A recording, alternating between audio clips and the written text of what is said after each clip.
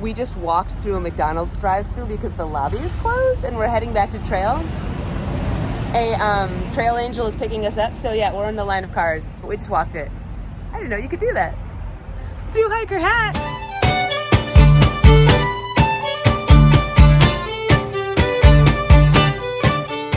Okay, so we're doing the big old resupply. Looks like we have 3 lunches, because this is 1, 2, 3, right? Yeah. And then we have 4 dinners. 1, 2, 3. All right, we're doing the Mount Shasta food layout. So we have 4 dinners. How many? 1, 2, 3, 4. We need a 5th dinner. Do we want to keep this 1, 2, coffee 3. or get instant? Totally up to you. We've got 3 desserts, so we need 2 desserts. Yep, we need 2 desserts. We got some nuts and stuff. 2 lunches. I don't think we need any bars, right? We don't need 1, any bars. 2, 3, 4. Cool. We need some coffees. I might get some coffees. All right, it's trail day 79, I think. I gotta check my journal. And we are heading up from Dunsmuir into the Trinity Alps. It's actually great to be back on trail today. Like, my Achilles feels better than it's felt in 700 miles. My legs are feeling strong after a rest day. And just knowing that we don't have to go 30 miles is huge. There's a huge fire on Mount Shasta. It's kind of heartbreaking. Our motel was full of people who needed a place to stay because they were evacuating, so I'm glad to be getting out and opening up a space. And Noodle just texted me, and the trail is now closed between Belden and Chester for another fire that happened south of us that I didn't even know about. And that one is heartbreaking because that's where the Midpoint Monument is. So that's actually a really huge deal. Like, it's such a big thing to hit that monument and just touch it with your hand and know you're halfway. And knowing that folks behind us are gonna have to skip that, that's tough. So pretty sad for them and everyone that's south of us. I'm incredibly grateful that we got to go through that section already. And I'm a little bit concerned that fires are an issue and it's June. Like, that is really early. So, in our last video, we asked, somebody said, like, are you confident that you're gonna finish? And I'm like, this is why you can't be overconfident. Like, life happens and you gotta be safe and you just have to hope for the best. So, continuing on, and we'll see where we end up today. This is the nicest, shadiest forest we've ever been in. Oh, look, little seats for us. Oh, nice. Like, there's no roots or rocks, and it's just shady the whole way. It's so nice. If it stays like this, I will be super stoked. Yep. It's nice.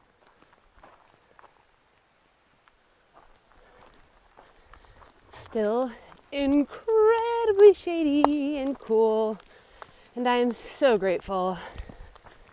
And so far not buggy. So those 2 things are usually go right together. So this is amazing. This must be the infamous Castle Craigs, because it's pretty cool looking. Look at that. Nice. It is day 79, and we're on our first little spot, and we are totally in the shade. We are not even dodging it anymore. The sun has gone down beyond, like, kind of, we're like in a gully and it's already behind the ridge, even though it's only like 5:05. I'm pretty comfortable. Yeah, it's nice. This is better. Mm-hmm. We're not even like wicked high into the Trinity Alps yet. Like, that'll happen tomorrow. We've got a 2,000-foot climb right in the morning. Tomorrow we have a lake. Mm-hmm. And so I think I'm gonna be able to sleep tonight.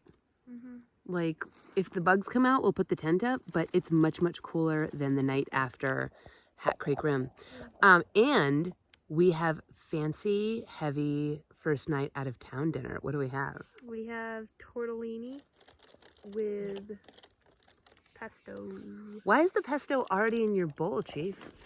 We had to put in the bowl. So the pesto came in a plastic container, which I decided that I didn't want to carry. I wanted to put it in a bag. And we already have another bagged item. We have a bag of jam, which is a little bit of a recipe for disaster. What could go wrong? But I've carried that for a long time, and it's still fine. So I put the pesto in a bag, and if you've eaten pesto before, you know that pesto is like 50% oil, and the bag either had a hole in it, or it wasn't sealed properly, and oil and pesto got over my entire food bag, which had to be like rinsed out with Dr. Bronner's twice, and I had to wipe down everything. It was a Do you disaster. feel well moisturized though? I feel so well. You're gonna have moisturized. such a good layer of pesto, I'm covered in and oil. everything we own smells like pesto. So tonight is a great night to get eaten by bears. You walk into this campsite, and you're like, Ooh, pesto. pesto. It's so smelly and greasy. So hopefully we don't get eaten by bears tonight, and then the next 2 nights we get to camp at lakes. So that is going to be even better. I'm stoked. I'm stoked for a swim. Great. Oh, baby. That looks so good. It smells amazing. What do you think? Was it worth your pesto incident? So flipping with my pesto incident. So worth it? So worth it. And you'll have the smell with you to remind us of the smell for many days. It'll be fantastic. All right, the sun is just making it over the mountains. And I have to say that Castle Craig's wilderness is aptly named. Beautiful. We just did a 2,000-foot climb. That was pretty steep. We got 1,000 feet more to climb today, but it's much more gradual. And we're hoping that the 3,000 feet of elevation makes a big difference here on day 80, because last night was hot. We had to pitch the tent because mosquitoes came out, and of course it gets hotter in the tent. I didn't even bust out my sleeping bag until like 1 a.m. It was just so clammy and uncomfortable. There's so much smoke. Jeepers, we were right down in that little gully in there.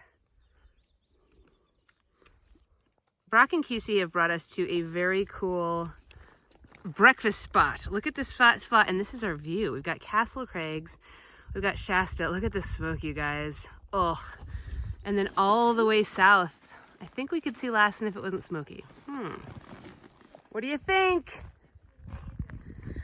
So this is Porcupine Lake. We just got here. It's 2 p.m. We're done for the day. We did 20 miles. We got up at 4:30. The high up where we are is 86 degrees. Which is so much better than triple digits. This lake is a shimmering blue. We couldn't be more stoked. And I think our strategy is paying off. Like, it's super cool to only have to do 20 miles and then be able to be done for the day. And we're up above 7,000 feet. And 86 degrees still feels really hot when you're hiking. I don't think we're quite up that high yet. Maybe it'll still get like the low 90s today. But it feels way better than triple digits, that's for sure. All right, how was day 80? It was good. It was chill. We are out of the heat dome, it feels. We're all so excited about dinner. We swam, look at that beautiful lake. It's like super comfortable. It's gonna like completely, I think, be cool tonight. We can actually sleep in our sleeping quilts. We can actually use our sleeping quilts instead of just lying in our sweat, dying. What's everyone having for dinner? I'm having rice and beans and veggies. Ooh, I'm having tomato basil orzo with sausages. We're having stovetop stuffing with sausages. First time. That's what happens when you resupply at a convenience store. It's day 81. Sun's just coming up over this thing. That's all smoke down there from the Shasta fire. Just settled into the valleys. Oof. Hi, we had lunch. We're heading towards Kangaroo Lake. It's starting to get really smoky. So we're about to go over this little lip, and I hope it's cleaner on the other side.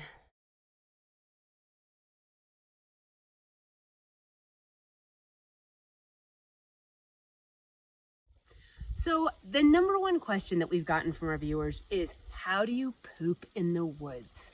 That's a great question. One of the biggest annoyances and tragedies of last year is that COVID happened and everyone went into the backcountry, and there was poop everywhere. There was crimes against humanity and nature. So Here's how you poop in the woods. If you're peeing, you only need your cooler cloth. But if you're pooping in the woods, you're gonna need your poop shovel. It's called the poop shovel, but it never actually touches poop. That's important. You're gonna need your wipes. 3 schools on this. I am fully in the wipe school. You're gonna need your hand sanitizer so you don't spread your nasty germs to your trail family. And you're gonna need some sort of disposal bag.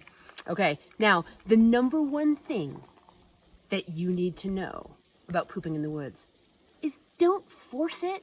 Like, it's gotta happen organically. You're gonna have a moment where you're like, poop's about to happen. Poop time! You're gonna find a secluded spot off trail that is far away from the trail, any water sources, streams, ponds, lakes, all the good stuff, and any campsites. Don't poop right next to a campsite. Okay, so I've dug my little cat hole and I've hit bedrock. This hole is not deep enough. You want it to be like 6 to 8 inches deep. So if this were an actual poop, I would abandon this hole and dig a new one. But I've dug my cat hole and I am going to go into a nice comfortable little squatting position. Not gonna force it. Actually, pooping in a squat is better than pooping on a toilet. Like, apparently, that's why squatty potties exist. I'm gonna poop in the hole. I'm going to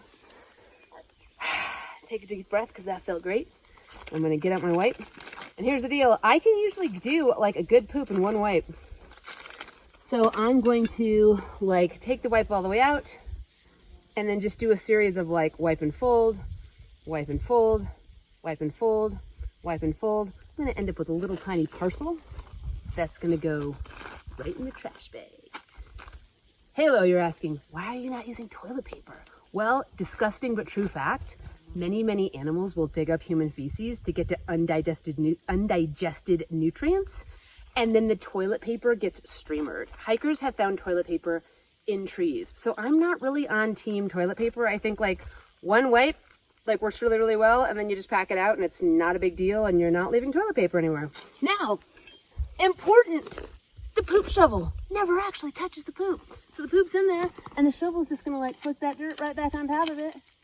It's never gonna touch any poop. It's gonna be unsullied.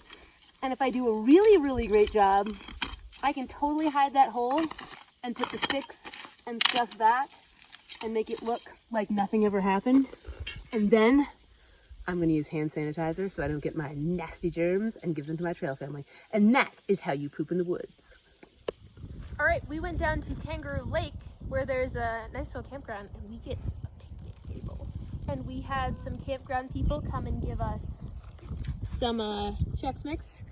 Chex Mix. And sausages. And graham crackers. And sausages and pizza. That was amazing. So we got to have an amazingly hearty dinner, and then we're having, which is great because our dinner was weak. For dessert, we're having mocha mousse pie, Backpacker's Pantry mocha mousse pie. And this is interesting because we got it in a hiker box at Old Station, and I looked at the label, and this expired in 2015, which means that it was created probably before the year 2000, because these meals were designed to last a long time. They don't make this anymore, Backpacker's Pantry. So It's vintage. It's vintage. Yep. We're gonna see what happens. Okay, we are packing up and leaving our second lake. This one had a campsite. We had a picnic table. Oh, the luxuries. And Brock and QC are doing 225s and going to Etna Saturday night. So we are doing 220s and a 10 and going to Etna Sunday morning. So we will see them in a bit. Our little tram is breaking up. We're breaking up the band. Aww. We're just doing like separate tours. There we go. We have a very smoky sunrise today. Kind of looks like the Blue Hills. How you doing? Good. We had a nice old-fashioned start today. We did. It was chill. Took us a whole hour to pack up. Wow. And breakfast, though. And breakfast. Still kind of smoky in that direction, but it looks like we're walking out of it. I think we're going over this saddle. And sky is very blue, and I can't smell smoke anymore, so no complaints there. Kind of wish I was down swimming in that beautiful lake down there, though. Good morning. Today is day 83, and we are we camped at a great little stream last night with Two perfect little flat spots that were beautifully shaded, and it was cool in the evening, and we slept so good. Chief, how did you sleep? I slept amazing. I got to sleep in my quilt. However, Chief had a midnight visitor to her shirt, and her shirt is covered with holes. It's very Les Mis. Yeah. At the end of the day, you're another day older. That's what I was going for. As the chipmunks at night, lots of holes in your shirt. I won't keep going with that one, but it's all over her shirt, like all down the back. So, who knew? And I'm going to switch this to the trail because the morning light is absolutely beautiful. We just kind of hit a ridge and we got the weather, and Ashland and Etna are still 102 degrees 10 days out. Like today is Saturday, like not this Monday, but the following Monday. So I'm trying to live in the moment and just focus on today, but we can't stay high like this forever. The Cascade Crest in Oregon is in the 80s, but we have to get through Southern Oregon first. So I don't know what to say, you guys. I feel like we had a winning strategy, but the heat wave just won't break. So at some point after Etna, we're gonna go low again and we're gonna be back in it, and it's gonna be awful. So, but today is gorgeous, and it's a crisp morning here in the Trinity Alps, and the trail is beautiful, and the sun is just coming up behind those trees, and we have a lake to camp at tonight, and Dad and the boys are coming up to Etna with a travel trailer to meet us tomorrow. We have not seen them since April 11th. We are so stoked. So that is our next big thing. Hooray! This is so cool. The trail is just carved out of the side of a cliff. We're up really high. It's beautiful views. And the sky is pretty clear today. Not a lot of smoke, so yay. I just made a PB&J Frito taco. Hey, what was our jam hack this section? Bag. Put it in a bag. We just put it in a bag, like a bag of blood plasma. I wouldn't advise it. Not? It's dangerous. It worked though. It never exploded. I gotta lick the stuff out of the top now. I thought it was a legit way to carry jam.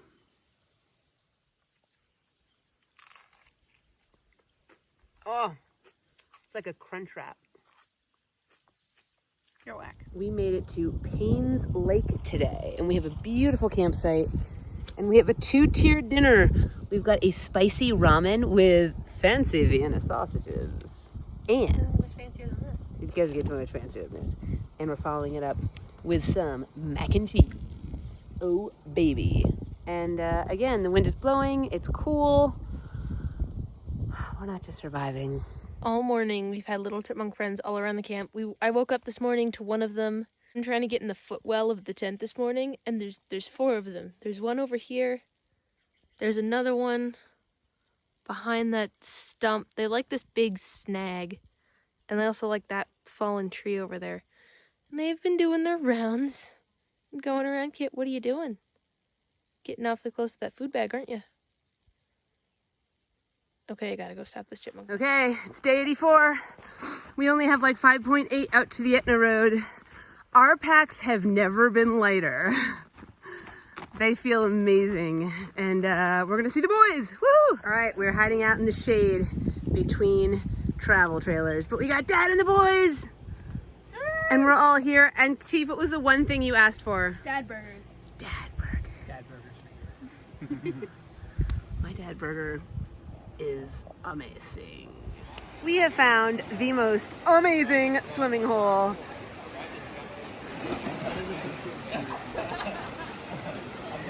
Beating the heat.